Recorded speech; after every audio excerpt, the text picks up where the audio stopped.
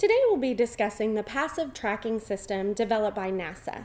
I'm Noelle Townsend, and this is Bob Lawrence. The primary market opportunity that we'll be discussing is agriculture and livestock. Ranchers currently need to be able to locate livestock for things such as inoculations, breeding, and grazing patterns.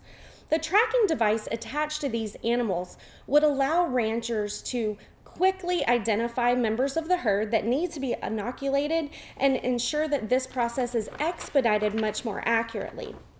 It would also afford the ranchers the opportunity to track grazing patterns if necessary. Current technologies such as GPS and RFID are really insufficient for these processes, whereas the passive tracking system can fill these gaps. A great example of a way that you can use the passive tracking system is in King Ranch. King Ranch encompasses approximately 825,000 acres of land, which is home to around 60,000 head of cattle. In rural areas such as South Texas, it's difficult to find cell towers, and it's difficult to ensure that the GPS can communicate back and forth. RFID as well is not as effective because of the expansive nature of these specific ranches. Your checkpoints are not as available. Bob, can you discuss a little bit more about the specific products? Certainly. I would like to take a moment and describe the adaptation that we have envisioned for the passive tracking technology into a complete commercial system.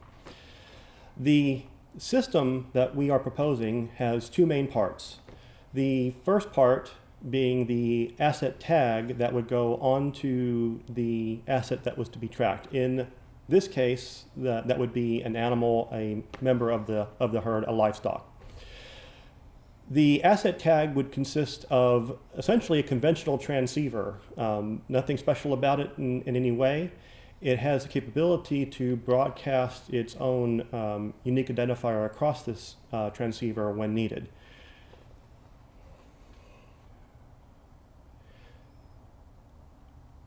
The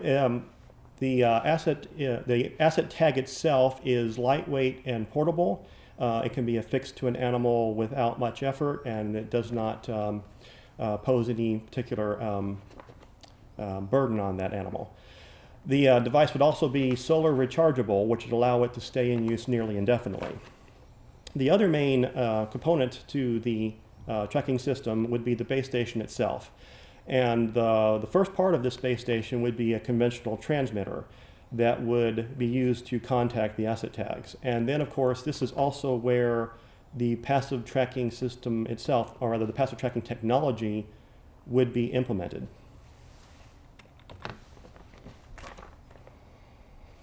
The base station would be in the form of a permanent or semi-permanent installation. So we are envisioning a concrete platform, a radio tower of a certain size to make it effective in its range. And this location would be predetermined, would have a predetermined geolocation. In other words, you would know exactly where the base station was so that the passive tracking technology could be programmed with that position, so it would be able to know its own reference point in order to find other asset tags within its field of range.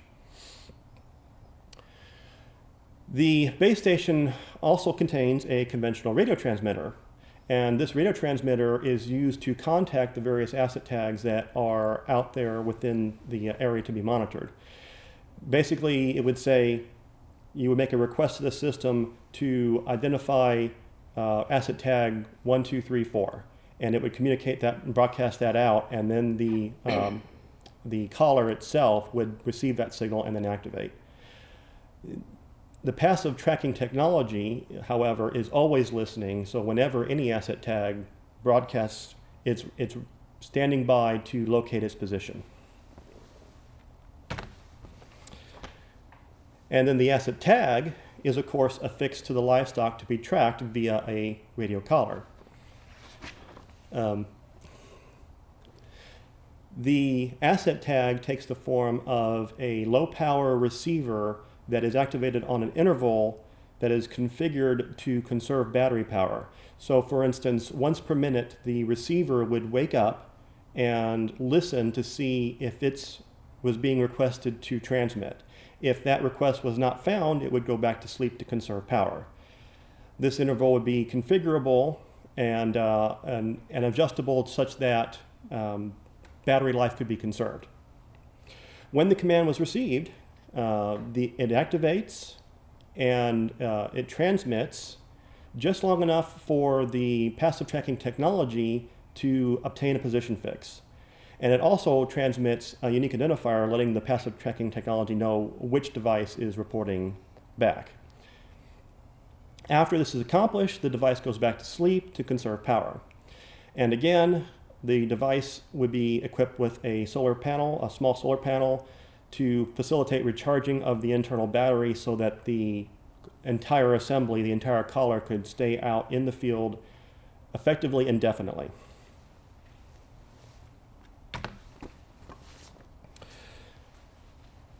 Some reasons why the passive tracking system can accomplish these tasks better than current GPS technology. Well, the first thing, though, is the GPS locates itself. GPS tells you where it is at.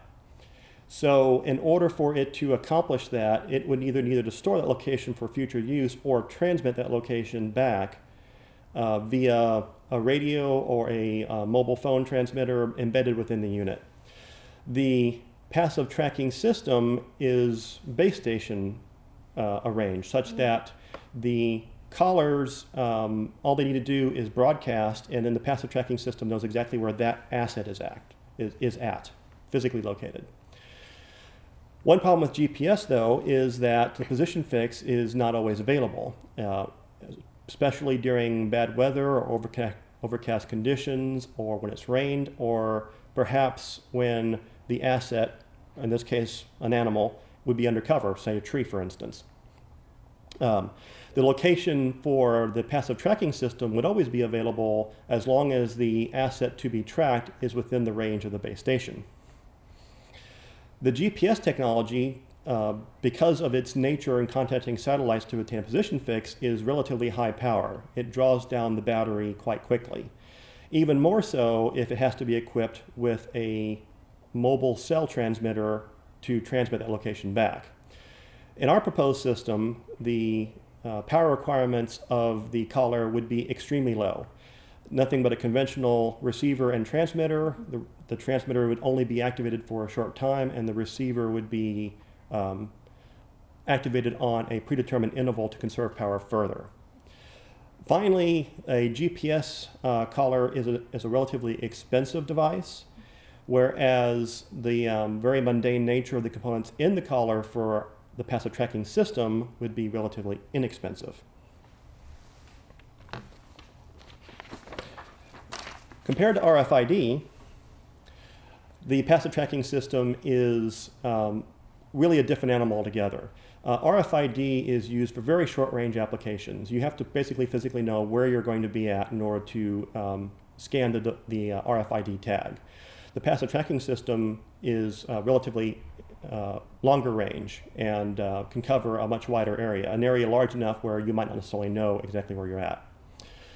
The location available for RFID is only at certain predetermined checkpoints. Mm-hmm. As the asset moves through one of these checkpoints, for instance, an animal through a cattle chute, a reader picks up its tag and knows that it has passed by that location. Passive tracking system would provide a true on-demand geolocation where the asset is right now immediately. RFID, therefore, is used for system tracking, whereas passive tracking is genuine geolocation.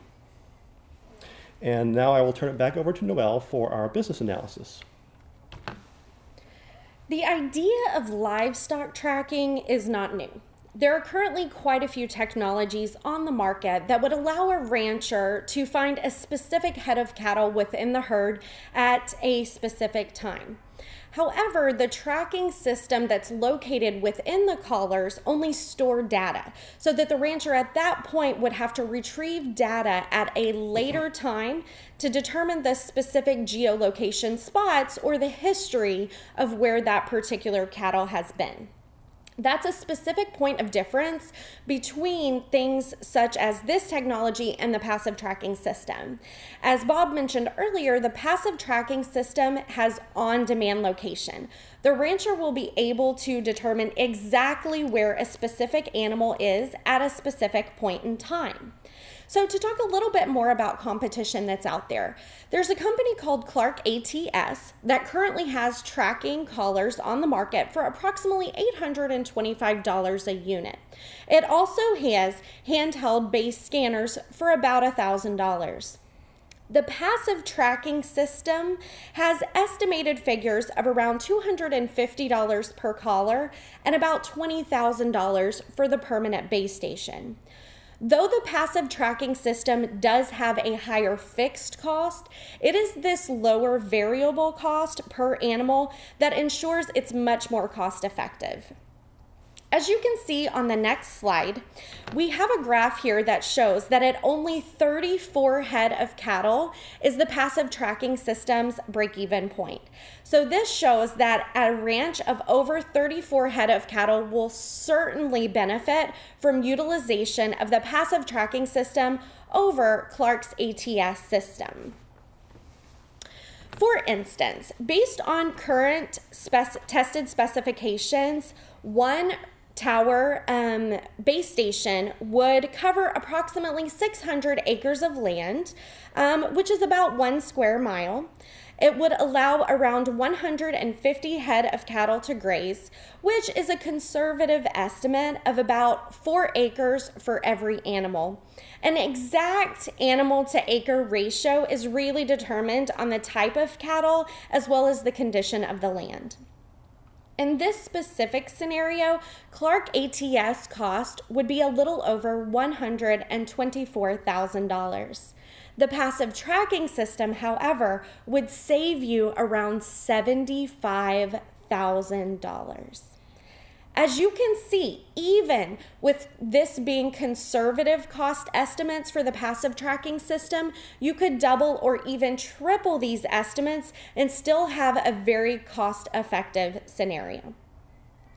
To further elaborate on this technology in the market, we performed a SWOT analysis. We were able to compare the strengths, weaknesses, opportunities, and threats of our technology in the marketplace. A great strength here is that it doesn't require mobile networks. This is specifically acceptable for those ranches who tend to be in remote locations. This also strength is the battery life.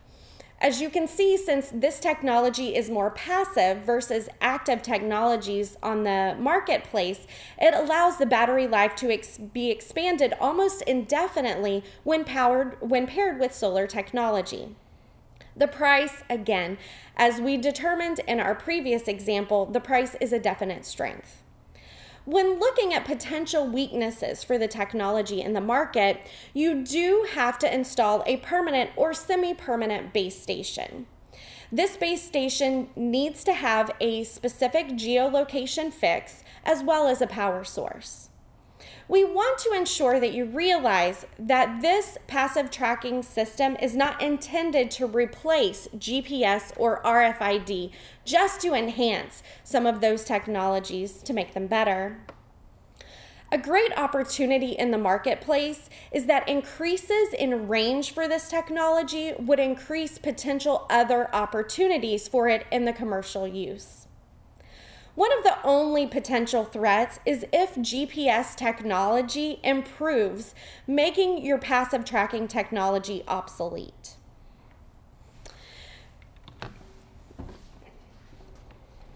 Based on this business analysis, we do have a few recommendations.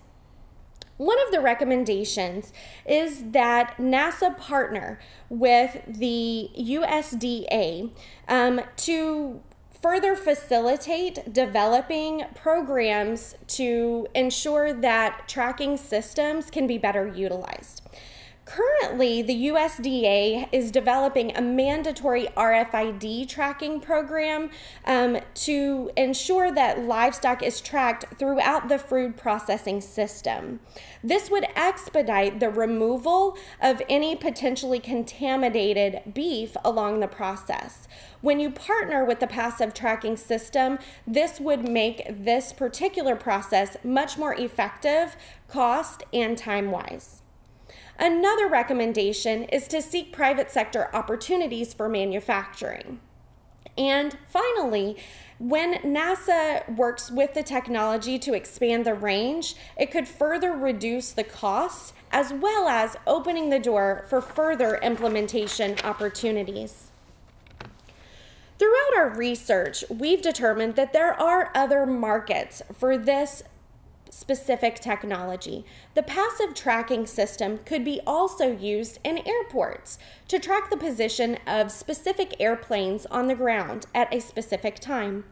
Currently, this is being done by ground tracking radar. The passive tracking system would allow this to be much more cost effective. Another potential market would be cruise ships.